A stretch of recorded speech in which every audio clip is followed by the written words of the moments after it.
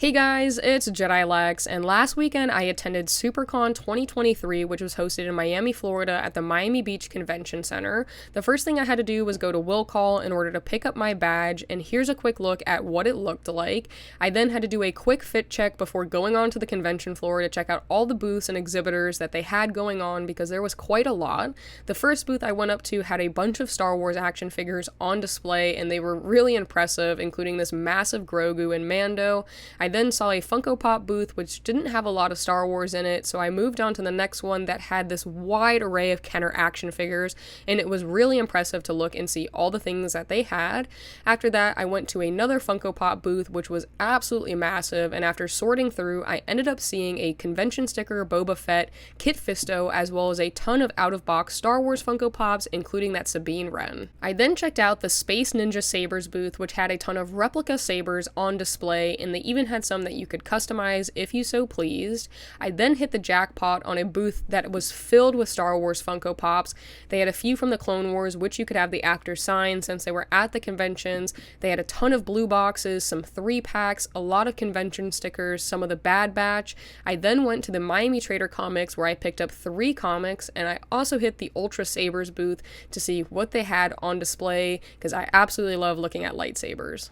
I then went to another Funko Pop booth in hopes of finding some Star Wars pops, and I absolutely struck gold. I saw the Mandalorian on the speeder with Grogu, as well as Jango Fett, the hooded Obi-Wan Kenobi Walgreens exclusive, as well as Padme Amidala and Count Dooku for very reasonable prices.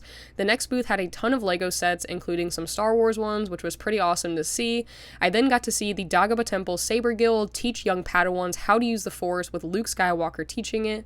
The next booth had this unmasked Vader with a sticker I didn't recognize, and of course it wasn't real, so I figured I would share because I found it amusing. I then hit the Nowhere Toys, Comics, and Gaming booth, which is a shop that's pretty local to where this convention was held, and I was really impressed by the stock that they brought to this convention.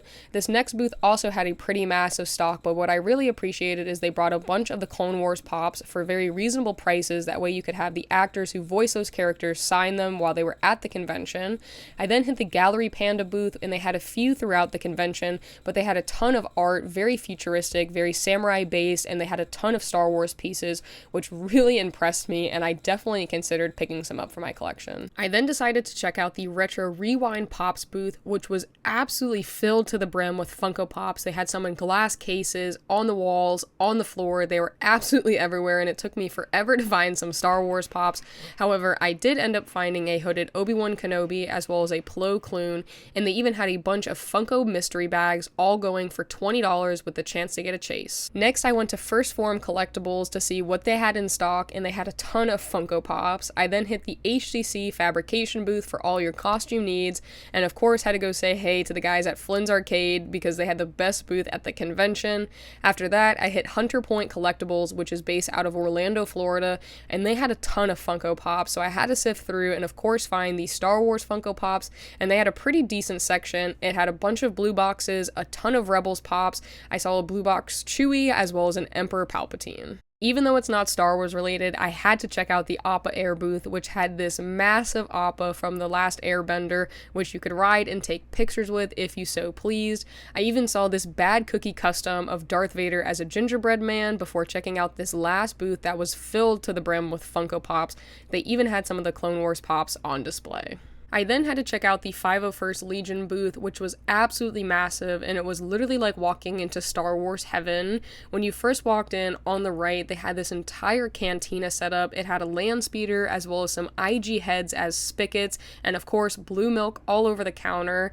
They had these Jawas, as well as Han Solo and Carbonite, and a few scenes from Return of the Jedi. They then had an Endor setup, which had helmets on a spike, as well as a speeder bike, and it was super nostalgic to see. They even had the bunker, which had a ton of Mandos taking photo ops in front of it.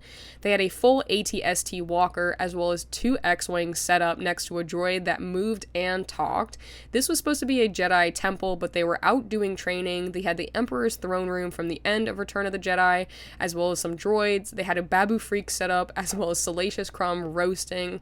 I even got to see General Grievous walk in, which was absolutely astonishing, and they had a bunch of people that were in cosplay as clones and Jedis, and it was really super impressive to see all of their costumes. I then got to witness Matt, Ashley, and James take pictures with all of the people from the 501st Legion, and then I followed them to the autograph booth to have Matt and Ashley sign my Ahsoka and Anakin pops, and honestly, it was such a memorable experience. I can't believe that I got to meet both of them, and if the opportunity ever presents itself, I highly recommend meeting them. I had such a great time at SuperCon 23, and I just can't wait to go back next year.